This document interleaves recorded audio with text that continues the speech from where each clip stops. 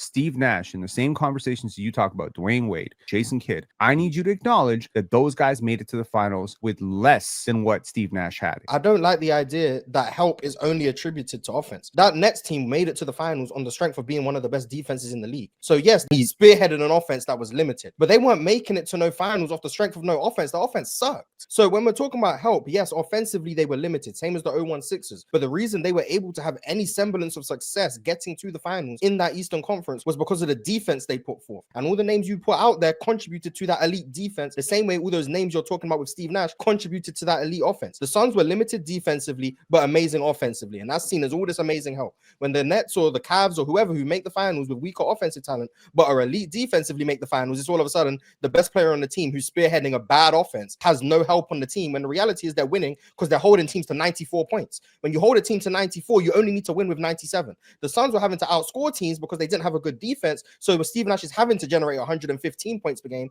because they can't win if they only score 102. So help goes both ways. I'm not saying the Suns didn't have immaculate talent. They did, but they played in a tougher conference than all of these carry jobs that got to the finals. The 0-1 Sixers, for example, that's the Eastern Conference. We know if they were in the West, they wouldn't have made it close to the finals. They would have got obliterated in that conference. The 0-2 Nets, the 0-3 Nets would have got obliterated in the Western Conference. The 0-7 Cavs would have got obliterated in the Western Conference. The Suns played in 0-5, 0-6, 0-7, 0-8, missed the playoffs in 0-9, made it back to the conference finals in 2010. Yes, they were in a tougher conference. Maybe if they played in the 0-5 East or the 0-6 East, maybe they would have beat the Heat. Maybe they wouldn't have. Maybe they would have beat the Pistons. Maybe they wouldn't have, but they would have had a better chance. That's for damn sure. The West was a tougher conference. Everyone knows that. So you can't just judge teams based on, oh, this team made the finals, this team didn't. Because that's how you get to the conclusion of the 2018 Cavs were better than the 2018 Rockets, when everyone knows that's not true. But one had to play the Warriors in their conference, and the other one didn't have to play the Rockets until the finals.